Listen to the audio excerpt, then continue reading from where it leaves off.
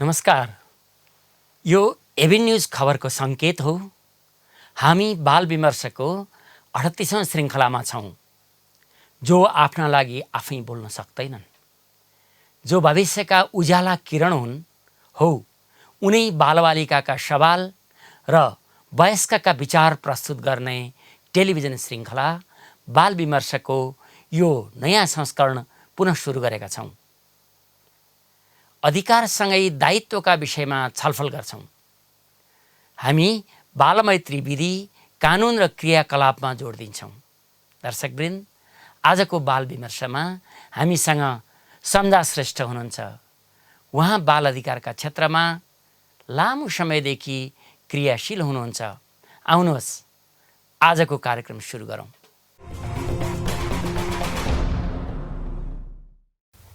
स्वागत छ बालबालिका कार्यक्रममा। धन्यवाद कृष्ण सर। यो बाल विमर्श कार्यक्रम यहाँले चलाउनु भएको, यति लामो समयसम्म चलाइरहनु भएको चाहिँ बधाई पनि दिन चाहन्छु। र यहाँ मलाई आज यो विषयमा जुन आफ्नो कुराहरू राख्नको लागि बोलाउनु भयो, यसको लागि चाहिँ धन्यवाद पनि दिन चाहन्छु। सम्झाजी, म यहाँलाई अलिकति देशको माहौलको बारेमा, बाल अधिकारको वर्तमान सन्दर्भको बारेमा थोरै चर्चा गर्न अनुरोध गर्दछु। हजुर, हस्, धन्यवाद। अब बालबालिकाको अधिकारको बारेमा र बालबालिकाको अहिले वर्तमान अवस्थाको बारेमा कुरा गर्दाखेरि चाहिँ बालबालिकाको अवस्था भनेको संवैधानिक रूपमा र कानुनी रूपमा अहिलेको अवस्था हेर्दाखेरि चाहिँ बलियो पक्ष देखिन्छ। जस्तो अब संविधानमै पनि मौलिक हकको रूपमा चाहिँ बालबालिकाको हक भनेर मौलिक हकमा नै राखिएको यो हाम्रो अहिलेको 2072 सालमा आएको संविधानमा व्यवस्था गरिने एउटा महत्त्वपूर्ण कुरा छ। र त्यसै अनुरूपका अरू कानुनी बालबालिका सम्बन्धीका ऐनहरू 2075 छ। र अरू बालबालिका नागरिक भएको हिसाबले पाउने अधिकार त उनीहरूको छँदै नै छ। तर स्पेसल्ली चाहिँ बालबालिका भएकै आधारमा पाउने हकहरू चाहिँ संविधानमा पनि व्यवस्था गरिएको छ र कानुनहरूमा पनि विभिन्न कानुनहरूमा व्यवस्था गरिएको अवस्था हो, कानुनी रूपमा र संवैधानिक रूपमा। तर जहाँसम्म उनीहरूको अहिले वास्तविक अवस्थाको कुरा छ, पहिलाको भन्दा अब पहिला अहिलेभन्दा 10-12 वर्ष अथवा 20 वर्षभन्दा पहिलाको अवस्था भन्दा अहिले चाहिँ तपाईँको सुधारिएको अवस्था चाहिँ छ बालबालिकाको। जस्तो शिक्षाको अवस्था, होइन, साक्षरता दर वृद्धि भएको छ। त्यसै गरी मोर्टालिटी अर्थात् बाल मृत्यु दरमा कमी आएको छ, होइन। यो विगत 20 वर्षमा लगभग 20% का दरले नै कमी आएको देखिन्छ डाटाहरूमा, होइन। र त्यसै गरी चाहिँ स्वास्थ्यको क्षेत्रमा पनि बालबालिकाले अनिवार्य रूपमा पाउनुपर्ने खोपहरूको लाउने अवस्था पनि परिवर्तन मतलब आएको छ। तर अब अलिकति बालबालिकामाथि हुने हिंसाहरू जुन छ, त्यसमा चाहिँ हाम्रो विभिन्न सङ्घ संस्थाहरूले गरेको अनुसन्धान र डकुमेन्टेसनको आधारमा हेर्दाखेरि चाहिँ अझै पनि बालबालिकाहरूको अवस्था चाहिँ नाजुक अवस्था छ। खास गरी बालबालिकामा पनि बालिकाहरू जस्तो अब यौन हिंसामा पर्ने चाहिँ त्यो अहिले दिनदिनै प्रतिदिन जुन समाचारहरूमा आउँछ र वास्तविक घटना घटेको छ, यो अवस्था हेर्दाखेरि चाहिँ बालबालिकामाथि हुने दुराचारहरू अनि बाल श्रमिकहरू अहिले पनि, जबकि देशको कानुनले बाल श्रमिक अन्त्य गरिसकेको अवस्था छ, तर पनि हाम्रो घरमा यातायातमा जताततै बाल श्रमिकहरू पनि देखिन्छ। सम्झाजी, मैले यहाँसँगै कुरा गर्नु पर्दाखेरि चाहिँ अर्को एउटा सन्दर्भ जोड्न मन लाग्यो कि नेपालको बाल अधिकारको अवस्थाबारे संयुक्त राष्ट्रसङ्घमा प्रतिवेदन दिने कामको एउटा संयन्त्र छ। त्यो संयन्त्रलाई परिचालन गरिरहने एकजना अभियन्ता, एकजना कार्यकर्ताको हैसियतले यहाँलाई त्यो अरू महासन्धिहरू जस्तै बाल अधिकार महासन्धिको जुन committee on the rights of the चाइल्डमा नेपालबाट रिपोर्टिङ गर्ने कामहरू हुन्छ, त्यसको अहिलेको अवस्था के छ, के भइरहेको छ? यहाँले भन्नुभयो अनुसार चाहिँ हाम्रो अब जब राज्यले कुनै पनि महासन्धि अनुमोदन गर्छ, त्यसपछि चाहिँ राज्यका विभिन्न दायित्वहरूमध्ये चाहिँ आवधिक रूपमा प्रतिवेदन बुझाउनु पर्ने राज्यको दायित्व हुन्छ, होइन। र त्यसै गरी चाहिँ नागरिक समाजको तर्फबाट पनि त्यो खास महासन्धिमा चाहिँ जुन राज्यले अनुमोदन गरेको छ त्यसको चाहिँ आवधिक रूपमा चाहिँ प्रतिवेदनहरू पठाउने अनुगमन गर्ने पनि नागरिक समाजहरूको दायित्व हो। यसै सन्दर्भमा चाहिँ हाम्रो देशले जबकि 7वटा ठुला महासन्धिहरू अनुमोदन गरिसकेको छ र 9वटा ठुला महासन्धिमध्ये 7वटा गरिसकेको अवस्थामा चाहिँ हामी गैर सरकारी संस्थाहरूको पनि एउटा अनुगमन संयन्त्र छ। सन् 2003मा हामीले स्थापना गरेका छौँ र त्यसको चाहिँ हामीसँग हाम्रो त्यसको खास नाम चाहिँ मानव अधिकार सन्धि अनुगमन समन्वय केन्द्र भनेर चाहिँ हामीले गठन गरेका छौँ र त्यसमा चाहिँ अहिले हाल 78वटा सङ्घ संस्थाहरू छन् र 8वटा महासन्धि जुन हामीले बेपत्ता पारिएका नागरिकसँग सम्बन्धी बाहेक अरू जति पनि हाम्रो देशले अनुमोदन गरेको 7वटा महासन्धि र एउटा अलग्गै अनुमोदन नगरे पनि आप्रवासी कामदारहरूसँग सम्बन्धित महासन्धि छ। त्यसको सहित 8वटा हामीले कमिटी बनाएर विभिन्न हाम्रो संस्थाहरूको थिम अनुसारको लिड गर्ने संस्थाहरू पनि हामीले त्यसमा व्यवस्था गरेका छौँ हैन। Human rights treaty monitoring coordination centre भनेर भन्छौँ। त्यसको मुख्य भनेको चाहिँ दुईटा, एउटा चाहिँ संयुक्त राष्ट्र सङ्घमा रिपोर्टिङ गर्ने, आवधिक रिपोर्टिङ गर्ने, जस्तो बालबालिका सम्बन्धी, नारी तथा राजनैतिक अधिकार सम्बन्धी, आर्थिक सामाजिक सबै 7वटा महासन्धिको हामी रिपोर्टिङ गर्छौँ र यो बालबालिका सम्बन्धी मात्रै फोकस गर्दाखेरि चाहिँ हामीले आवधिक रूपमा चाहिँ चाइल्ड नेपालले लिड गर्ने अनि मानव अधिकार सन्धि अनुगमन समन्वय केन्द्रको ओभरअल कोअर्डिनेसनमा चाहिँ हामीले 16मा पनि यो सुनाइ भइसकेको छ। अन्तिममा चाहिँ सन् 2016मा यो बाल अधिकार महासन्धिको सुनाइ भएको छ र त्यसमा चाहिँ हामीले हाम्रो नागरिक समाजको तर्फबाट अथवा गैर सरकारी संस्थाको तर्फबाट हामीले प्रतिवेदनहरू चाहिँ बुझाइसक्यौँ। त्यो प्रतिवेदन बुझाएर नेपाली बालबालिकाको जीवनमा के परिवर्तन आउँदछ? अब जहाँसम्म प्रश्न छ प्रतिवेदन पठाएर बालबालिकाको जीवनमा के परिवर्तन आउँछ त हैन।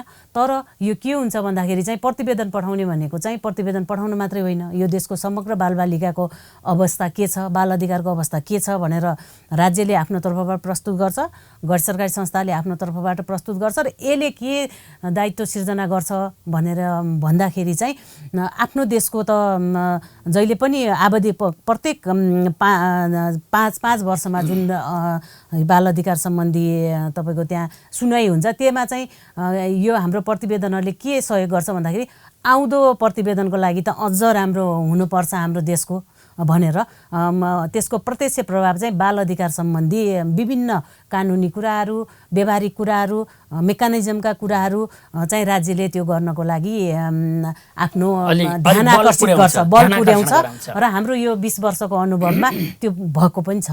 अर्को पनि यहाँहरूले चलाइरहनु भएको एउटा राष्ट्रिय अभियान एउटा हामीले पाएका छौँ, त्यो यो युपिआर युनिभर्सल पिरियडिक रिभ्यू, अर्थात् यो आवधिक मानवाधिकार अनुगमनका कुरा जो अब अहिले त हामी तेस्रो चक्रमा पुग्यौँ होइन त? तेस्रो चक्रको सङ्घारमा छौँ। यसमा बालबालिकाको सवालमा के कस्तो काम भइरहेछ, कस्तो लाग्छ यहाँलाई? संयुक्त राष्ट्र सङ्घको मानव अधिकार परिषद अन्तर्गतको यो संयन्त्रमा नेपालको बारेमा चाहिँ सन् 2020को जनवरी 20मा अब यो सुनाइ हुँदैछ। अब यो कस्तो संयन्त्र हो भन्दाखेरि चाहिँ अलिकति छोटोमा म यहाँ राख्न चाहन्छु। अब जस्तो अघि हामीले जुन महासन्धि सम्बन्धी कुरा गऱ्यौँ, त्यो महासन्धि चाहिँ राज्यले अनुमोदन गरिसकेपछि मात्रै राज्यको लागि दायित्व सिर्जना हुन्छ र यो विश्वव्यापी आवधिक समीक्षा युपिआर चाहिँ यसलाई अनुमोदन गरिरहनु पर्दैन। किन भन्दाखेरि चाहिँ यो संयुक्त राष्ट्र सङ्घको महासभाद्वारा जारी मतलब व्यवस्था गरिएको एउटा संयन्त्र हो, जो चाहिँ संयुक्त राष्ट्र सङ्घको जो सदस्य छ उनीहरूको लागि चाहिँ यो आफै कार्यान्वयनको लागि बाध्यकारी हुन्छ। यो त्यसै क्रममा चाहिँ नेपालले चाहिँ सन् 2011मा पहिलो चरणमा, सन् 2015मा दोस्रो चरणमा र अब सन् 2021को जनवरी, अघि मैले 20 भने 21को जनवरीमा चाहिँ तेस्रो चरणमा हाम्रो देशको सुनाइ हुँदैछ। नेपालको कुरा गर्दाखेरि चाहिँ हामी अहिले तेस्रो चरणको रिभ्यूमा हुँदाखेरि गैर सरकारी संस्थाको तर्फबाट पनि हामीले एउटा ठुलो बृहत सञ्जाल बनाएका छौँ। 440वटा संस्थाहरू छ त्यहाँ। एउटा मुख्य त्यसले चाहिँ सम्पूर्ण मानव अधिकारको बारेमा त्यहाँ रिपोर्ट पठाउँछ, अनुगमन गर्छ र अरू चाहिँ यहाँ हाम्रै देशमा पनि अरू थिम वाइज बालबालिका सम्बन्धी पनि अलगै रिपोर्ट बनाउने अर्को संयन्त्र बनेको छ। यद्यपि त्यो संयन्त्रको सदस्यहरू पनि मुख्य संयन्त्रमा पनि सदस्यहरू छन्। यो हामीले एकदमै राम्रो प्र्याक्टिस गरेका छौँ र एउटा सामूहिक रूपमा संयुक्त प्रतिवेदन पठाएको छौँ र त्यसमा के छ भन्ने कुराहरू चाहिँ मुख्य हुन्छ होइन।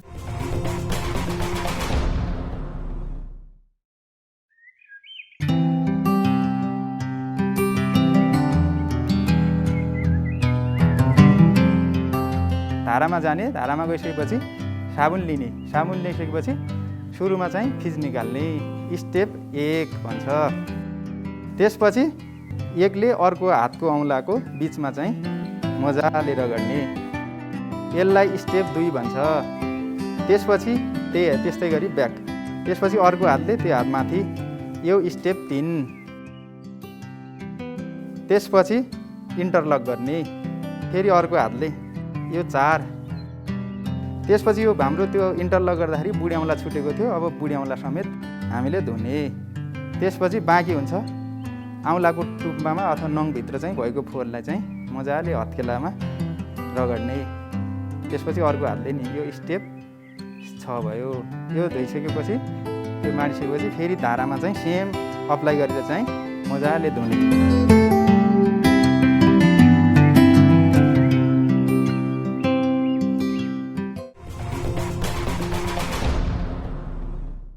यो विश्वव्यापी जुन आवधिक समीक्षामा त्यसबाट पनि फेरि यसमा त यो देशका जिम्मेवार मन्त्रीहरू स्वयं नै उपस्थित भएर जवाफ दिनुपर्ने हुँदो रहेछ। त्यसले गर्दा उत्तरदायित्व चाहिँ अझै सुदृढ हुन्छ होला। तर त्यहाँबाट आएका रिपोर्टहरूको परिपालनाको कस्तो छ स्थिति? बालबालिकाको लागि भनेर अब जुन त्यहाँबाट सुझावहरू धेरैभन्दा धेरै सुझावहरू आउँछ, जस्तो दोस्रो रिभ्यूको कुरा गर्दाखेरि चाहिँ 195वटा सुझावमा 44वटा सुझाव त बालबालिकाको लागि मात्रै आएको थियो। भनेपछि बाल अधिकारको लागि चाहिँ महत्त्वपूर्ण ढङ्गले त्यहाँ सुझावहरू राखिन्छ। एउटा कुराहरू त्यो भयो र यो आवधिक रूपमा त्यहाँ प्रस्तुत भइहाल्नुपर्ने भएको कारणले गर्दाखेरि चाहिँ राज्यले यसमा बढी जिम्मेवार भएर काम गर्नुपर्ने चाहिँ हुन्छ। हाम्रो देशैभित्रका संयन्त्रहरू बाल अधिकारको अनुगमन गर्ने कुरामा पटक पटक जस्तो CRC को रिपोर्टिङमा पनि, कन्क्लुडिङ अब्जर्भेसनमा पनि यो नेपालमा बाल अधिकारको अनुगमनको संयन्त्र स्थापना गर भनेको छ। त्यस्तै गरिकन UPR को जुन दोस्रो चक्रमा, पहिल्यै चक्रमा दोस्रो चक्रमा पटक पटक चाहिँ यो कुरा उठेको छ। तर नेपालमा धेरै अरू आयोगहरू हुँदाखेरि पनि बाल अधिकारको अनुगमन गर्ने आयोग पनि व्यवस्था छैन। अनि यसमा के गर्नुपर्छ होला, के सुझाव दिन चाहनुहुन्छ तपाईँ सरकारलाई? यसबारेमा चाहिँ यहाँले भनिसक्नुभयो होइन, बालबालिका सम्बन्धीको कन्क्लुडिङ अब्जर्भेसनमा पनि सुझाव आएको छ, आयोग बनाऊ अथवा कुनै संयन्त्र बनाऊ भनेर। UPR को पहिलो र दोस्रो सुझावमा पनि तपाईँको कतिपय देशहरूले, हाम्रो देशको लागि 75वटा देशले सुझाव दिएको मध्येमा कतिपय देशले चाहिँ बालबालिका सम्बन्धी आयोगै बनाऊ भनेर पनि सुझाव दिएको छ। तर त्यो सुझाव चाहिँ तपाईँको राज्यले त्यो स्वीकारेको अवस्था त पनि छैन, बनाएको अवस्था पनि छैन। अब हाम्रो अभियान, हामी नागरिक समाजको अभियान के हो भन्दाखेरि चाहिँ बालबालिका को बारेमा उनीहरू आफूले मात्रै बोल्न नसक्ने भएको कारणले, अरूले उनीहरूको मुद्दा अगाडि बढाउनु पर्ने कारणले आयोगै बनाऊ भन्ने एउटा हाम्रो अभियान हो होइन। छुट्टै यत्रो धेरै 10वटा भन्दा बढी आयोग बनाइसकेको छ राज्यले, त्यो आयोग बनाएको छैन।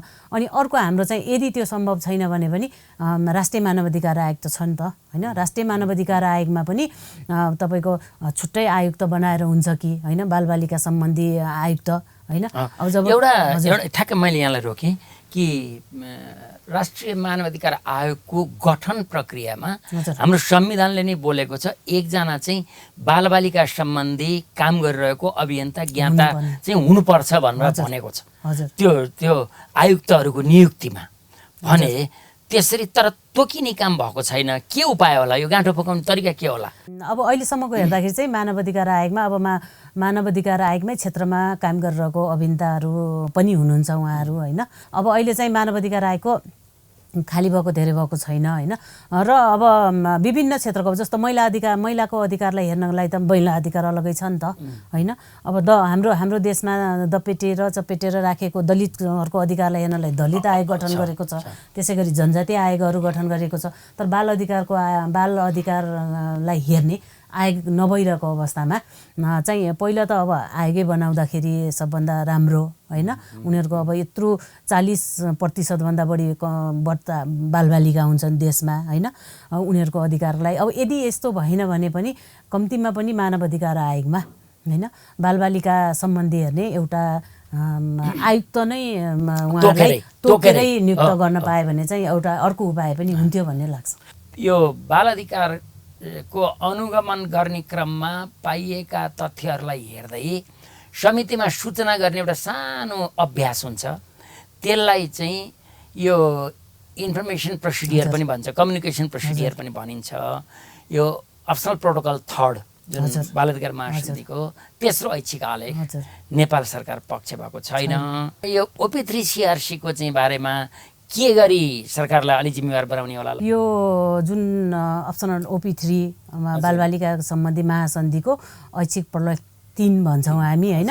यो चाहिँ खास गरी संयुक्त राष्ट्र सङ्घको बाल अधिकार सम्बन्धी समितिमा उजुरी प्रक्रिया उजुरी गर्ने एउटा संयन्त्रको लागि उजुरी गर्न पाउनको लागि चाहिँ अलग्गै आएको यो प्रोटोकल हो। किनभने महासन्धिमा यो व्यवस्था छैन होइन। महासन्धिमा व्यवस्था मूल महासन्धिमा व्यवस्था नहुँदाखेरि चाहिँ यो अलग्गै आएको अवस्थामा अब यो अहिलेसम्मको अवस्था हेर्दाखेरि चाहिँ यो खास गरी यसको काम भनेकै यहाँ बाल अधिकार हनन भएको अवस्थामा र त्यसले न्याय नपाइरहेको अवस्थामा चाहिँ अब यो अप्सनल प्रोटोकल 3 चाहिँ अहिलेसम्म 46वटा राज्यले अनुमोदन गरिसकेको अवस्था छ होइन। र हाम्रो साउथ एसियामा चाहिँ मालदिप्सले पनि गरिसक्यो र हाम्रो देशमा चाहिँ पटक होइन यो बाल अधिकार सम्बन्धीको महासन्धिको कन्क्लुडिङ अब्जर्भेसनमा पनि यो सिफारिस आएको र UPR को 2टै रेकमेन्डेसनमा पनि सिफारिस आएको।